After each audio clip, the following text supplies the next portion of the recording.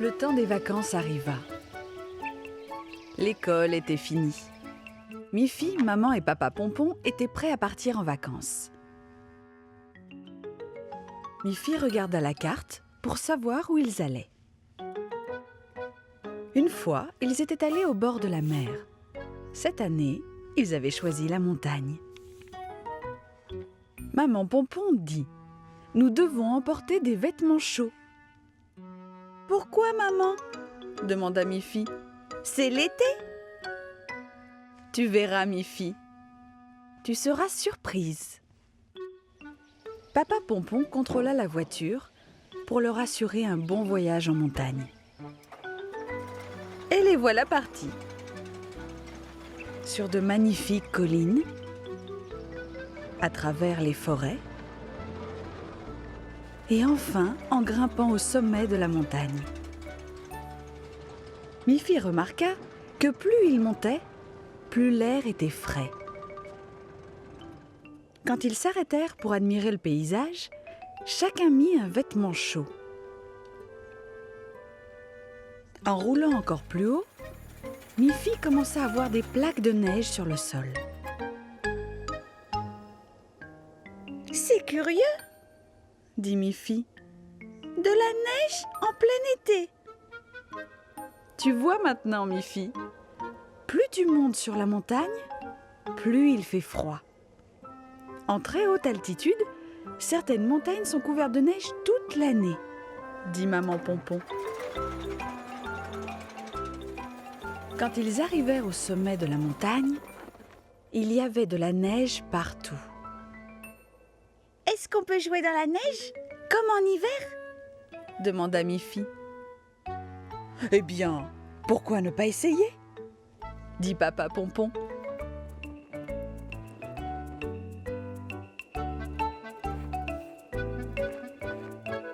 Miffy et ses parents firent un bonhomme de neige.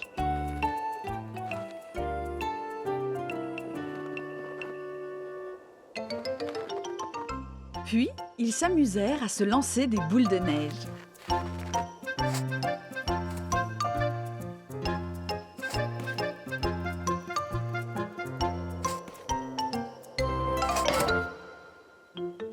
Mais bientôt, il était temps de regagner la vallée. En descendant de plus en plus bas, il recommença à faire chaud. Finalement, ils arrivèrent au bord d'un lac magnifique. « C'est ici que nous allons passer nos vacances, » dit maman Pompon. « Regarde, Miffy, il y a quelque chose qui t'attend. »« Encore une surprise !» s'écria Miffy. « D'abord la neige et maintenant un bateau. Quelles merveilleuses vacances !» Tandis que sa maman préparait leur installation sur le terrain de camping, Miffy et son papa se dirigèrent vers le bateau. Ils grimpèrent dans la barque et s'élancèrent sur l'eau pour un petit tour agréable sur le lac.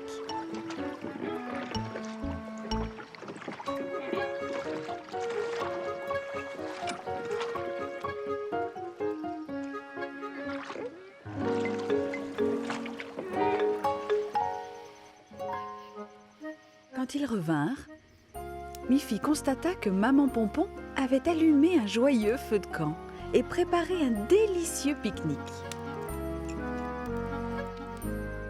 Ce sont vraiment de très belles vacances.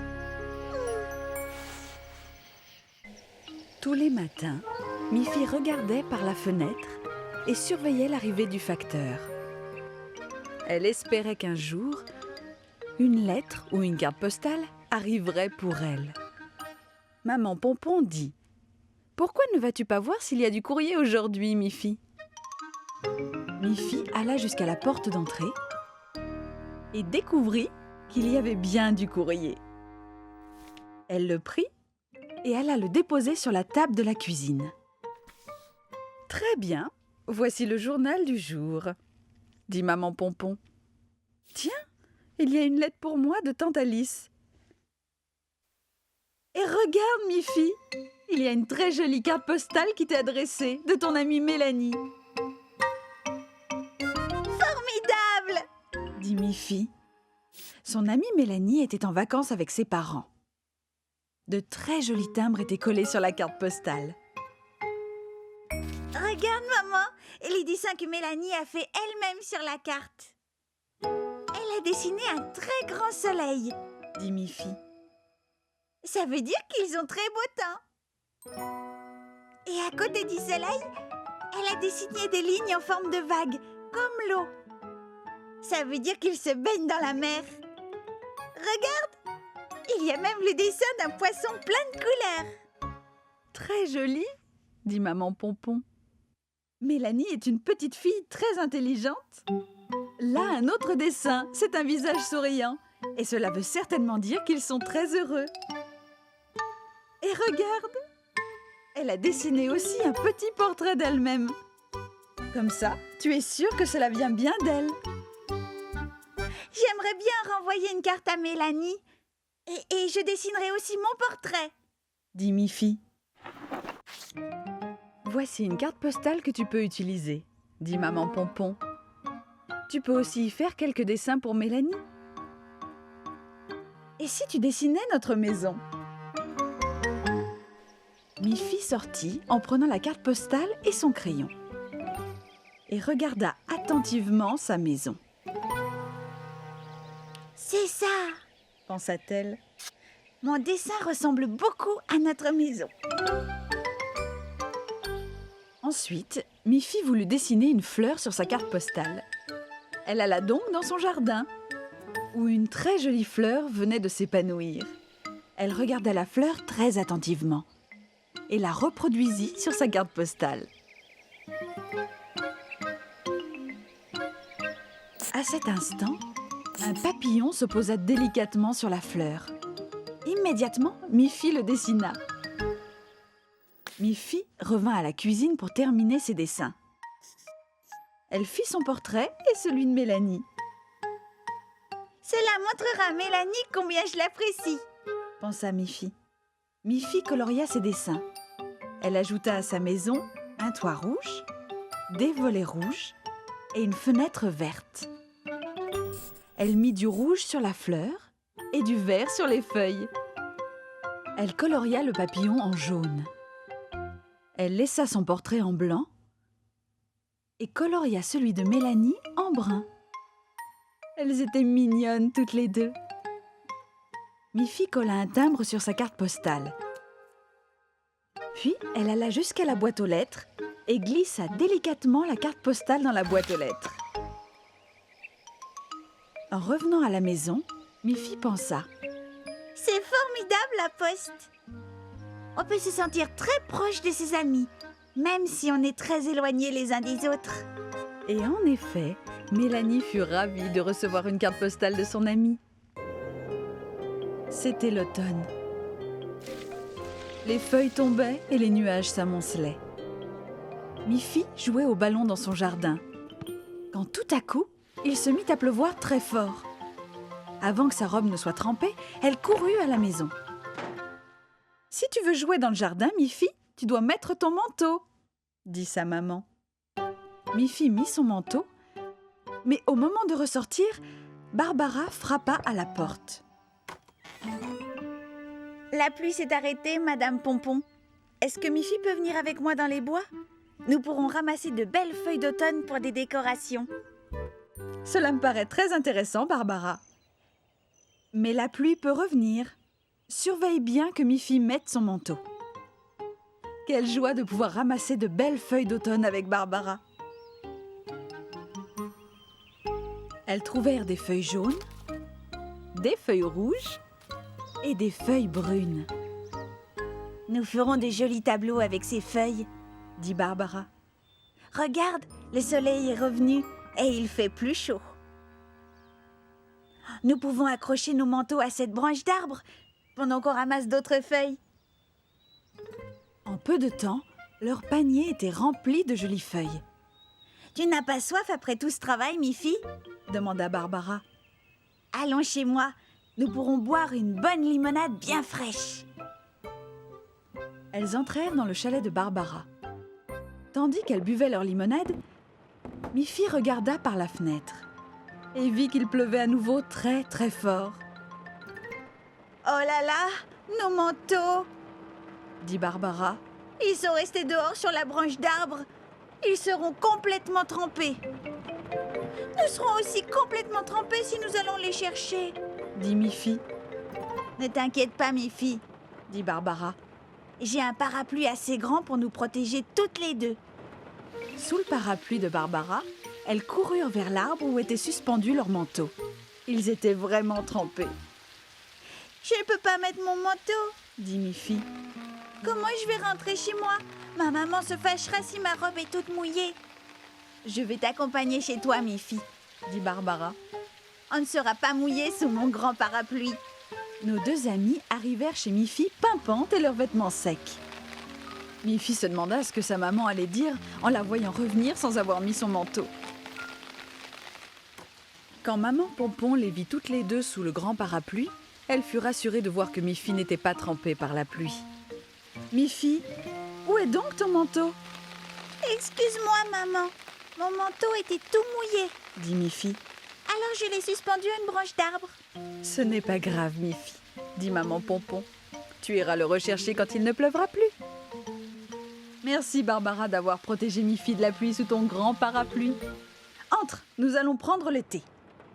Après le thé, il pleuvait toujours. Miffy et Barbara regardaient les jolies feuilles qu'elles avaient ramassées. « Qu'est-ce qu'on peut faire avec toutes ces feuilles ?»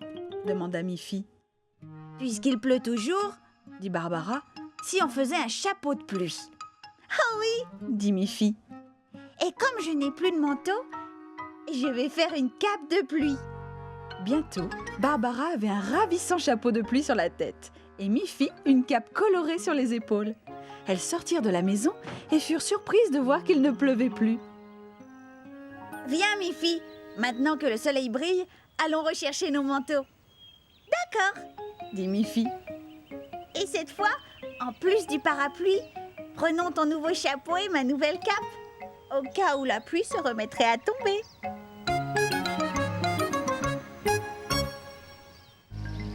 Par un beau jour ensoleillé, on sonna à la porte de la maison de Miffy. Papy et Mamina Pompon venaient leur faire une petite visite. « Bonjour, Miffy, » dit Mamina Pompon. « Nous voulions venir chez toi pour te voir. Mais il fait si beau aujourd'hui que nous avons pensé plutôt t'emmener à la plage.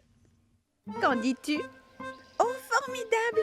s'écria Miffy. « Je serai très heureuse d'aller à la plage avec vous. » « C'est une excellente idée, » dit maman Pompon. « Je vais vous préparer un petit repas et vous pourrez pique-niquer. Et vous raconterez à Miffy comment était la plage quand vous étiez jeune. » Papa Pompon dit « Je vais vous emmener à la plage en voiture. » Et ils s'en allèrent dans la jolie voiture de Papa Pompon.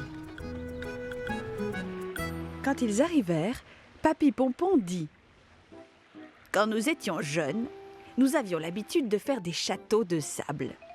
Nous pourrions peut-être en faire encore aujourd'hui. »« Oui, » dit Papa Pompon. « Moi aussi j'en ai fait des châteaux de sable, je m'en souviens. On pourrait en construire un tous ensemble. »« Moi aussi j'en ai fait, » dit Mamina Pompon. « Je me souviens que le sable devait être humide. » Miffy prit son seau et alla jusqu'au bord de l'eau. Elle remplit son seau de sable humide et le rapporta où tout le monde s'était installé.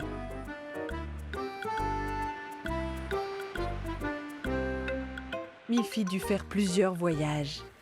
Il fallait beaucoup de sable pour bâtir un vrai château.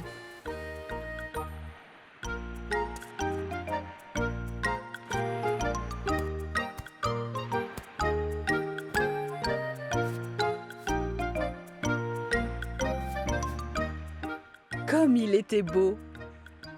Le château était à peine terminé que Mélanie, une amie de Miffy, fit son apparition. « Tu veux bien jouer au ballon avec moi, Miffy ?» demanda Mélanie. « Avec plaisir, » dit Miffy. « N'allez pas trop loin, » dit Papa Pompon.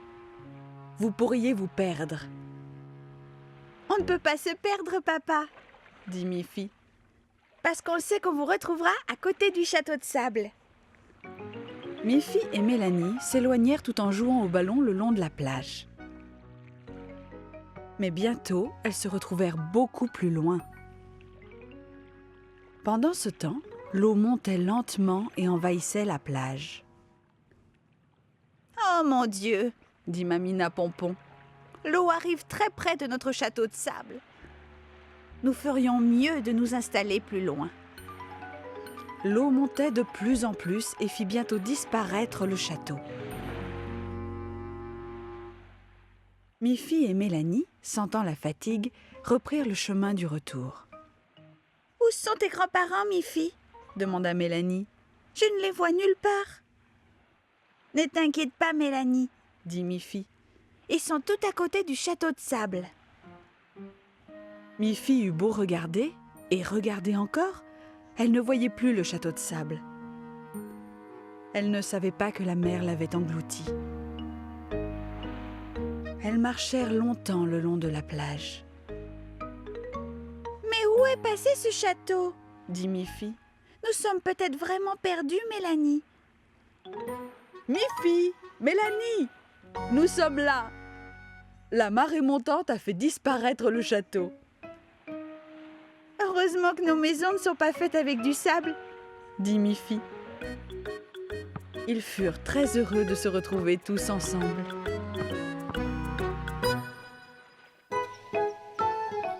Miffy se rendait chez sa tante Alice pour une petite visite. Tout en marchant, elle traversa une prairie pleine de fleurs de toutes les couleurs.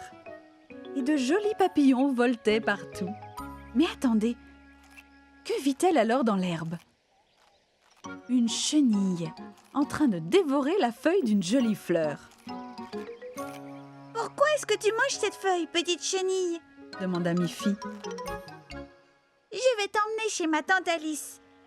Elle te donnera sûrement quelque chose de meilleur. » Elle prit délicatement dans ses mains la petite chenille et l'emmena chez sa tante Alice. Miffy trouva sa tante Alice en train d'arroser son jardin. « Qu'est-ce que tu tiens à la main ?» demanda tante Alice. « C'est une vilaine petite chenille, » dit Miffy. « Elle était en train de manger la feuille d'une très jolie fleur. » Tante Alice ne put s'empêcher de rire. « Les chenilles doivent manger les feuilles, Miffy, » dit tante Alice. « Elles leur sont nécessaires pour accomplir leur transformation. » « Quel genre de transformation ?» demanda Miffy. « Tu verras, » dit tante Alice. « C'est quelque chose de magique. Tu n'en croiras pas tes yeux. » Miffy était très intriguée. Que pouvait être cette transformation? Tante Alice plaça délicatement la petite chenille près de quelques feuilles appétissantes. « Tu peux venir tous les jours pour surveiller la chenille, Miffy, et la nourrir avec d'autres feuilles, » dit-elle. « Alors tu verras quelque chose de très surprenant. » La curiosité de Miffy était à son comble. Elle adorait les surprises. Elle avait hâte de revenir le lendemain. Chaque fois que Miffy venait chez sa tante Alice, elle apportait toujours des feuilles pour la petite chenille. Mais elle ne vit aucune transformation.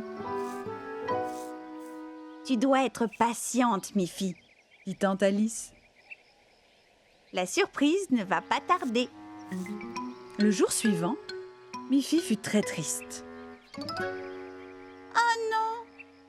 Regarde, la chenille est toute enveloppée de filaments blancs. » « On appelle ça le cocon, » dit tante Alice. « C'est le travail de la chenille. Elle dort à l'intérieur. La semaine prochaine, tu auras enfin ta grande surprise. » Miffy était si enthousiaste que la semaine suivante, elle emmena son amie Agathe avec elle pour découvrir ensemble la transformation tant attendue. Elles regardèrent avec attention, mais rien ne se produisit. Le cocon blanc était toujours là, accroché à la tige, immobile. Tout à coup, il commença à bouger. Il se secoua, trembla, et puis se fendit. Nos deux amis se penchèrent davantage, les yeux émerveillés. Sortant du cocon, ce n'était pas une petite chenille.